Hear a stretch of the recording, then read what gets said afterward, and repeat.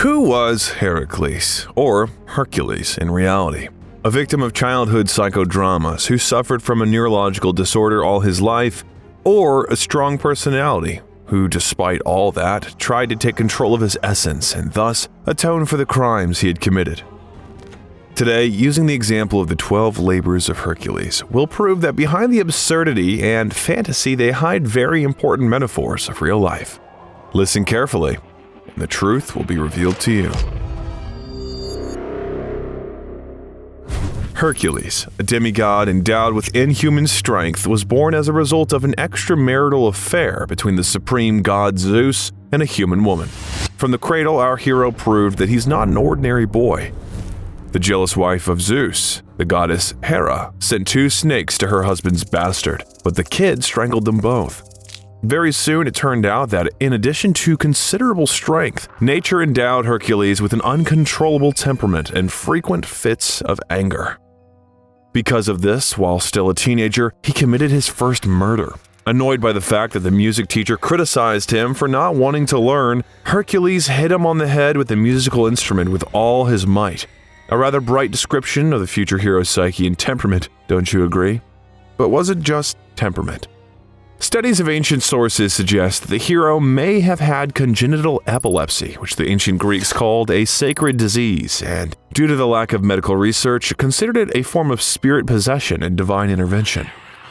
The fact is that approximately 10% of the people with this diagnosis suffer from paroxysmal psychosis, and its symptoms are very similar to what happened to our hero from time to time. These are delusions and strange thoughts, and in the worst case, aggression and manic psychosis.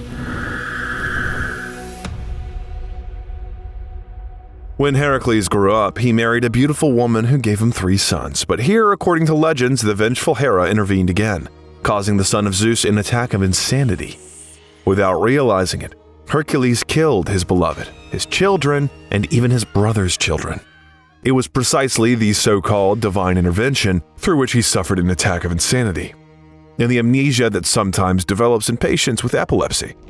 When Hercules came to his senses, he fell into a severe depression from grief and guilt, and even wanted to die. Oddly enough, instead of punishment, he was sent to the Oracle of Delphi in the temple of the god Apollo, who announced the sentence of Hercules from the higher powers. It was said that he would be able to atone for the crime only by completing 10 labors assigned to him by King Eurystheus. But were these tasks given to him just for redemption? As we'll see, examining each of the actions in detail, they were rather a thorny path of spiritual healing and transformation. Like a skilled psychotherapist, they led Hercules to internal changes through external actions, by performing which he was able to overcome his internal demons, realize his wrong patterns of behavior and judgments. The treacherous Eurystheus, hoping that Heracles would fail on his very first labor, sent him to kill the Nemean lion, whose skin could not be pierced by any weapon. Hercules fired a full quiver of arrows at the beast and realized it would not be easy. Then he thought of catching a lion in a trap. Having lured him into his own lair, the hero entered there, stunned the beast with his stick, and grappling with him in a deadly melee, strangled him barehanded. In memory of this labor, Hercules decided to skin the lion, and no matter how hard he tried, he could not cut it. Then the goddess Athena suggested using the lion's claws, sharp as daggers. Heracles removed the lion's skin and put it on himself as armor, and in this outfit appeared at the palace of Eurystheus. Seeing him, the king was so frightened that he ordered to present the results of the labors to him outside the city walls. But it was not just a fight with a lion. It was the first step on the path of redemption. That is, awareness and correction. The Nemean lion is a metaphor for Hercules meeting his inner beast. This beast, wild and primal, is our own inner fears, demons, destructive impulses that must be tamed if we are to make spiritual progress. In deep psychology, cats often represent basic primal instincts or drives, such as sexuality, lust for dominance, aggression. And here, the hero used his wild and aggressive inner beast, his innate rage, to defeat the outer beast. And miraculously doing this, he not only sees his inner demons, but also saves people from a bloodthirsty beast. It is also symbolic that Hercules put on the skin of a killed animal, which became his reliable armor. Because when a person successfully recognizes and finds the strength to face their inner demons, they automatically acquire some kind of armor, courage, and confidence that they can cope with difficult life challenges. And this first step to redemption was very important for Hercules, because his blind, primal rage, which has been nested in him probably since birth, and had killed his loved ones before, was this time completely controlled and brought public benefit. The second task that Eurystheus came up with was to kill the Lernaean Hydra, a snake-like creature with many heads which poisoned the earth and attacked people. Hercules lured the snake out of its den and began the battle, and when he cut off one of its heads, 2 new ones immediately grew in its place. Fortunately, a friend of the hero, Iolaus, came to the rescue, who came up with the idea of burning the places of several heads with fire. It worked, and the heads did not grow back on the burned necks. When Hercules cut off the last head of the Hydra, which was immortal, he buried it under a huge boulder. Grabbing a pair of heads as proof, the hero dipped his arrows into the monster's bile, which made them deadly poisonous. But this labor of Hercules was not counted. Why?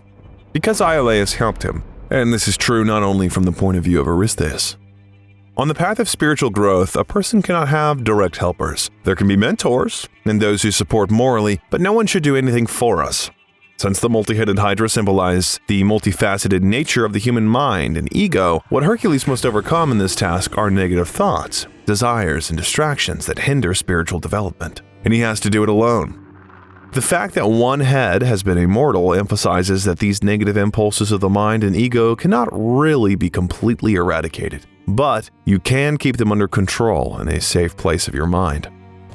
Another symbol is the caustic, poisonous bile of the Hydra, in which Hercules plunged his arrows.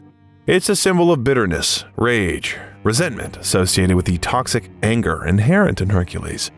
If this anger is consciously resisted, accepted, and controlled, then it can be transformed into a constructive one, transformed into determination, perseverance, and further help to overcome life's challenges, just as arrows soaked in bile will help the hero to carry out his further labors.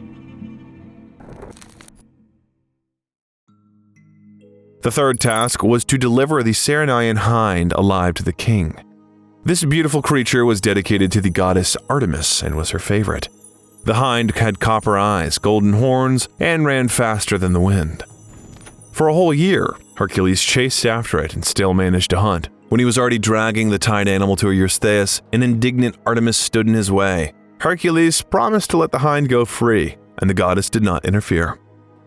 Considering the delicacy of the animal and its divine purpose, we see that Heracles' task here was not to overcome vice or to fight against animal instinct.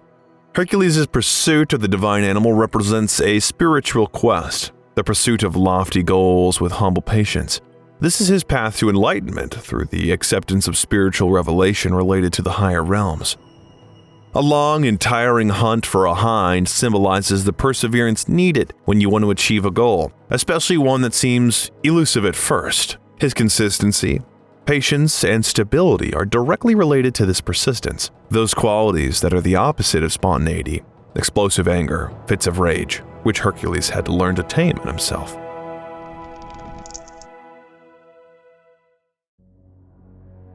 As the fourth act, Eurystheus ordered Heracles to bring him alive a ferocious boar from Mount Erymanthus, which caused a lot of damage to the local residents. On the way, the hero visited his friend, the centaur Pholus. Feasting on baked meat somehow imperceptibly turned into drinking precious wine, given to all the centaurs by the god Dionysus. Because of this, the other centaurs were indignant and a fight broke out, during which Heracles shot them with arrows dipped in the Hydra's blood. Many centaurs fell dead, and his friend was mortally wounded by such an arrow. Having reached Erymanthus, the hero, following the advice received from the centaur, drove the boar high up on a snowy mountain. The boar got stuck in the snow, slipped on the ice, and was easily caught by Hercules. What are the psychological aspects behind this labor? The boar, that is the pig, represents our most primitive and instinctive side, associated with primitive basic desires. Overcoming the boar for Hercules was an attempt to take control of the dark side of these desires. Gluttony, lust, selfishness. Let's not forget that right before the hunt he got into another mess precisely because of indulging such instincts.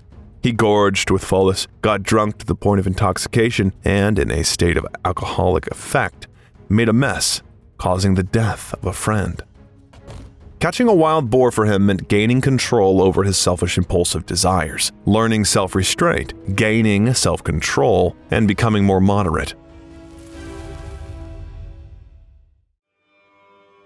The fifth task was the dirtiest of all. Hercules was ordered to clean the stables of King Augeas, who had several hundred heads of sacred bulls. Over the years, so much manure accumulated in the stables that it was simply impossible to clean it. Hercules had only 1 day to do a general cleaning there. Rather, his mind helped him cope with the task, and strength was auxiliary because he came up with an original plan. Having broken through 2 opposite walls in the room, he dug ditches to them and let water flow from the nearest river over them. This stream, which swept through all the stables, instantly washed away all the impurities. Hercules coped with the task, but this labor was not credited to him either because he took payment for it from Augeas. This task was invented by Eurystheus in order to psychologically defeat and humiliate Hercules, and maybe at first the hero really gave up before such an unheroic task. But in the same way, sometimes psychotherapy patients give up when they analyze and realize the amount of internal crap accumulated during life, which they need to rake out. By the way, it's already been proven that nothing helps you to concentrate and sort out everything inside of your brain like some tedious physical work, such as cleaning or washing dishes.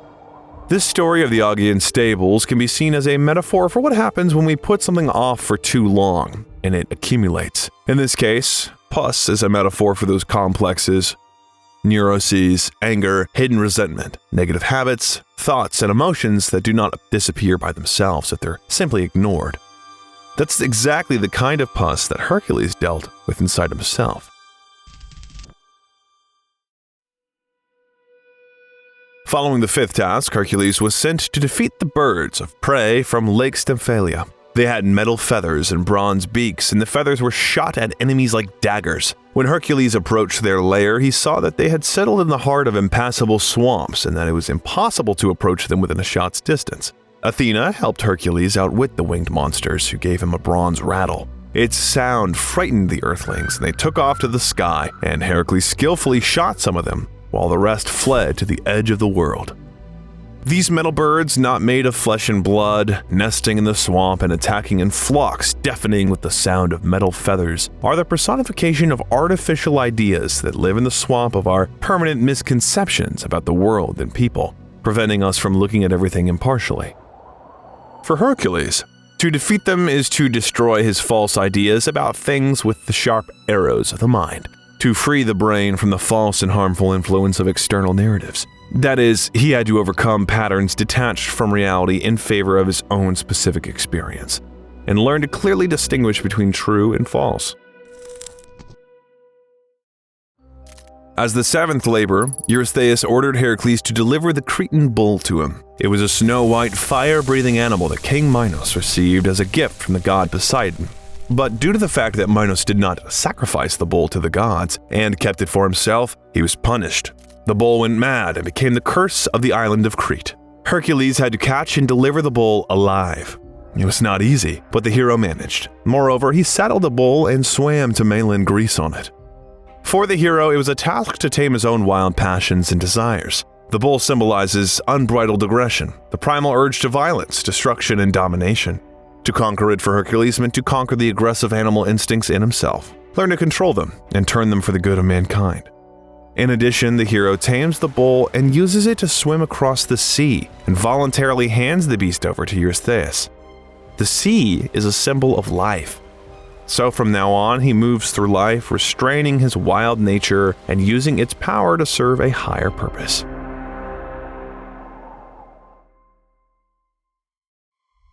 Next, our hero had to steal the man-eating mares of King Diomedes, who were so fierce that only super strong chains could hold them. In order not to cause damage to his people, the king invented to feed the mares of foreigners who were brought to those lands. He invited them to a feast, and when the guests fell asleep, they were killed and thrown to the mares. Hercules, warned in time, instead of going to sleep, snuck into the stables and stole the horses, feeding them to their treacherous owner Diomedes. The hero tamed and harnessed the mares to his chariot and thus drove to Eurystheus. Horses symbolize instinctive strength and animal energy, which had to be tamed, learned to control, and redirect by will. The fact that these were mares also has an important symbolic meaning. According to the theory of psychologist Carl Jung, in this labor, Hercules had to give advice to his anima, the unconscious female side of his personality. When it is unconscious in a man, it can take on a destructive and all-consuming form. That's why the mares were so mad and fed on human flesh. When the hero conquered, that is, consciously integrated this part of himself into his personality, he was able to transform the destructive energy into a constructive one, because he not only caught the mares, but also tamed them and harnessed them to the chariot. As the ninth labor, Eurystheus ordered the hero to get the belt of the queen of the Amazons, Hippolyta, and Hercules and his friends sailed to the lands of the Amazons. When he came to the queen, he asked Hippolyta for a belt without any extra tricks. Well aware of the heroic deeds of Hercules, the queen agreed to simply give him a belt, but the other Amazons, incited by the angry Hera, attacked and the carnage began. Hippolyta was killed, but Heracles' army won and he got the belt. But what could this labor mean for the inner transformation of Hercules? If in the previous act he realized the uncontrolled energy of his anima and conquered it, then in this task he had to take the next step, to find a harmonious balance between masculine and feminine, between the Amazon's warrior femininity and the Hercules' excessive masculinity, and he managed harmony with Hippolyta, but it's achieved. The carnage that followed was a lesson of what happens when this is not learned. The unnecessary rivalry between the male and female beginnings inside of a person exhausts strength, darkens the mind, and leads to trouble.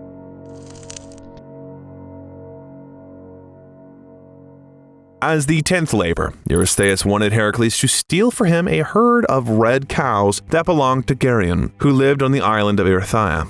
Geryon was a giant humanoid creature with 3 bodies, 3 heads, 6 legs, and 6 arms. His cows were guarded by the ferocious 2-headed dog Orthrus and the giant shepherd Eurytion. Getting there turned out to be the most difficult task for the hero. First, on the way, he met a mountain that blocked the way, but Hercules did not go around. He split the mountain in half and created a passage. After that, crossing the desert, he got so tired from the heat that, overcome by his inherent rage, he shot an arrow at Helios himself, the god of the sun. But he, instead of getting angry, admired the hero's strength and lent him his boat, on which Hercules reached the island.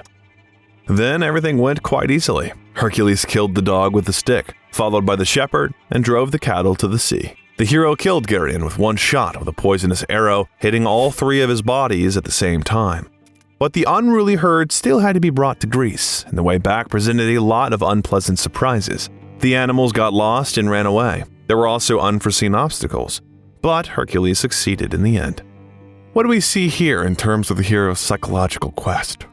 Splitting the mountain for the hero meant breaking the restrictions that usually prevent a person from reaching the farthest corners of their soul to realize what is happening there.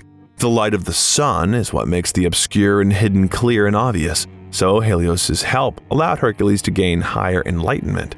The union of the 3 bodies of Geryon into one is the embodiment of the self-concept, the hero's unification of all ideas about himself. This includes awareness of one's natural, physical, intellectual properties, self-esteem, subjective perception of oneself under the influence of external factors. Based on these realizations, the hero can build his more harmonious relationship with the world in the future.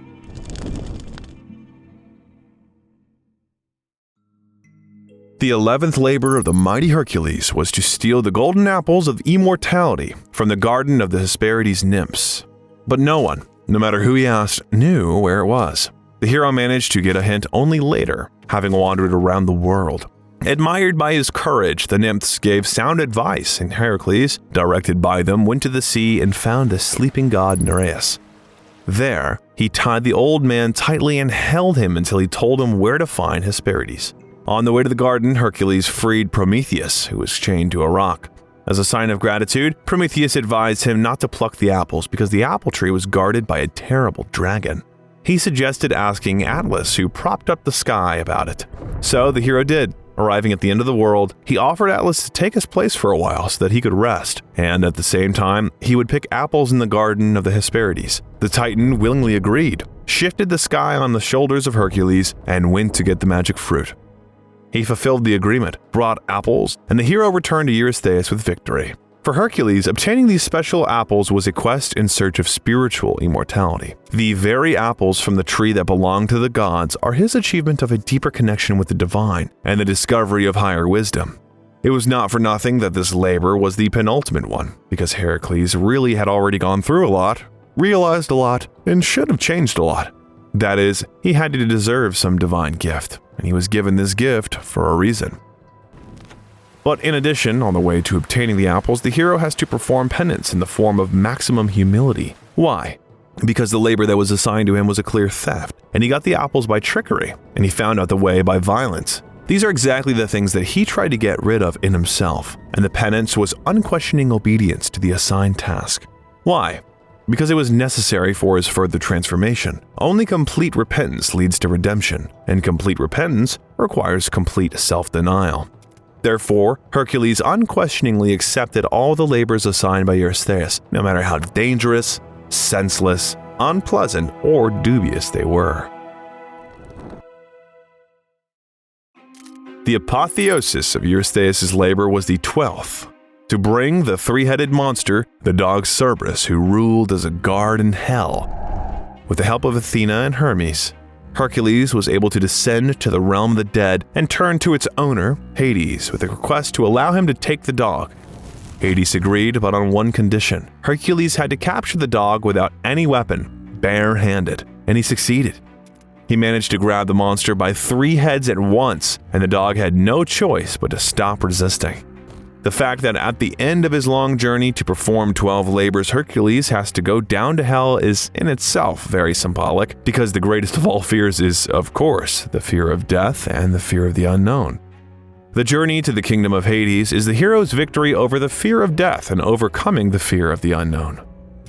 Why did he have to grab Cerberus, the dog that stood guard over the underworld, preventing the dead from leaving and the living from entering? Because he symbolically guards the kingdom of shadows, our subconscious, not allowing our dark secrets to rise to the light and be seen by us, and us to go deep in order to understand them.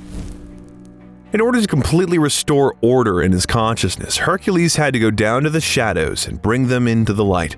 So by capturing Cerberus, the hero opened a passage for himself to analyze the subconscious, shadow aspects of his feelings and desires, in order to realize and accept them, thereby neutralizing them. Seeing the fruits of Heracles' hard work, the gods granted him mercy. With his labors, Hercules not only atoned for guilt, but also went through the path of internal transformation, which helped him become more balanced, moderate, and mature. Of course, the hero's spiritual development did not end there, and new challenges lay ahead. He still wasn't perfect, like any other person, but these 12 therapeutic labors changed his life dramatically. If the hero had not fallen into depression from remorse and had not turned to the oracle, his life would have ended very tragically and prematurely. And before that, the world would have suffered greatly from the terrible crimes of a super powerful man who could move mountains but never found the strength to face his inner demons. Although our story has come to an end, there are still many interesting stories about famous fairy tales, legends, and their heroes on this channel. Therefore, subscribe to this channel and click on the bell to explore the hidden contents of stories known from childhood.